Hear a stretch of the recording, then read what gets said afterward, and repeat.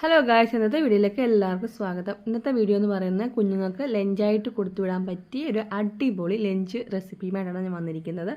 അതിനായിട്ട് ക്യാരറ്റ്, പയർ അല്ലെങ്കിൽ ബീൻസ്, പച്ചമുളക്, കുഞ്ഞുങ്ങളുടെ എരിവിനനുസരിച്ച് പച്ചമുളക്, ഇഞ്ചി, ഒരു സവാള, പിന്നെ ഞാൻ സോയാബീൻ എടുക്കുന്നുണ്ട്. സോയാബീൻ ആണെങ്കിൽ വെള്ളത്തിലിട്ട് നന്നായിട്ട് വേവിച്ചിട്ട് പിഴിഞ്ഞെടുത്തതാണ്. എന്നിട്ട് ലേശം കറിവേപ്പില, എന്നിട്ട് നമുക്ക് ഒരു ചട്ടിയോ പാനോ അടുപ്പത്ത് വെക്കുക. നെയ്യാണ് ഇതിനകത്ത് ഏറ്റവും ബെസ്റ്റ്. വെളിച്ചെണ്ണയെക്കാട്ടിലെല്ലാം നല്ല ടേസ്റ്റ് കിട്ടുന്ന നെയ്യാണ്. ആ നെയ്യ്, ഒരു സ്പൂൺ നെയ്യ് ഒഴിക്കുക. എന്നിട്ട് അതിലേക്ക് കടുകിട്ട് പൊട്ടിക്കാം. അതിനുശേഷം ഈ അരിഞ്ഞു വെച്ചേക്കുന്ന ഇൻഗ്രീഡിയൻസ് എല്ലാം ഇട്ട് കൊടുക്കാം. സോയാബീൻ ഇപ്പോൾ ഇടരുത്. ബാക്കി അരിഞ്ഞു വെച്ചേക്കുന്ന സവാള, ക്യാരറ്റ്, ഇഞ്ചി, പച്ചമുളക് എല്ലാം നമുക്ക് ഇട്ടിട്ട് ലേശം ഉപ്പും കൂടി ഇട്ടിട്ട് നന്നായിട്ട് വഴറ്റിയെടുക്കാം. നന്നായി തന്നെ വഴണ്ടതിന് ശേഷം നമുക്ക് സോയാബീനും കൂടെ ഇട്ട് കൊടുത്തിട്ട് നന്നായിട്ട് മിക്സ് ചെയ്യാം.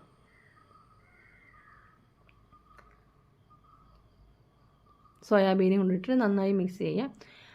അതിനുശേഷം നമുക്ക് ആവശ്യമുള്ള പൊടികൾ ഇട്ട് കൊടുക്കാം. 1/4 സ്പൂൺ മഞ്ഞൾപ്പൊടി, ഒരു 1/2 സ്പൂൺ കുരുമുളക് പൊടി, ഒരു 1/2 സ്പൂൺ മല്ലിപ്പൊടി, ഒരു 1/4 സ്പൂൺ ഗരം മസാല, ഒരു 1/4 സ്പൂൺ ചിക്കൻ മസാല. ഇത്രയും പൊടികൾ ഇട്ടിട്ട് നന്നായിട്ട് അത് മിക്സ് ചെയ്യാം. സോയാബീനിലൊക്കെ ഈ മസാലയൊക്കെ പിടിക്കുമ്പോഴത്തേക്ക് നല്ല ടേസ്റ്റാണ്. ആവശ്യത്തിന് ഉപ്പും ഇട്ട് കൊടുക്കാൻ ശ്രദ്ധിക്കുക. അതിനുശേഷം നമുക്കൊരു സൈഡിലോട്ട് അത് മാറ്റി വെക്കാം. നമുക്ക് മുട്ട ചിക്കാനുള്ള ഒരു സ്പേസ് ഉണ്ടാക്കാം.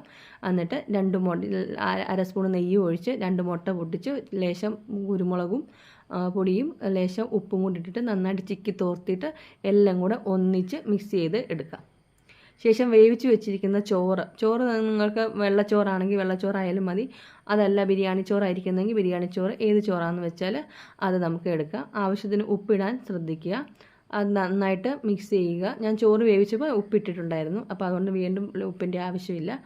അപ്പോൾ രുചികരമായ ഒരു ബിരിയാണി ചോറ്, സോയാബീൻ മുട്ടച്ചോറ് റെഡിയായി. നല്ല ഇതിൻ്റെ മസാലയൊക്കെ ഇടുന്നതുകൊണ്ട് നല്ലൊരു ടേസ്റ്റ്. ഇന്നത്തെ ലഞ്ച് എന്ന് പറഞ്ഞ് ഇതാണ്. അവർ ഫുൾ ഇത് കഴിച്ചോളും.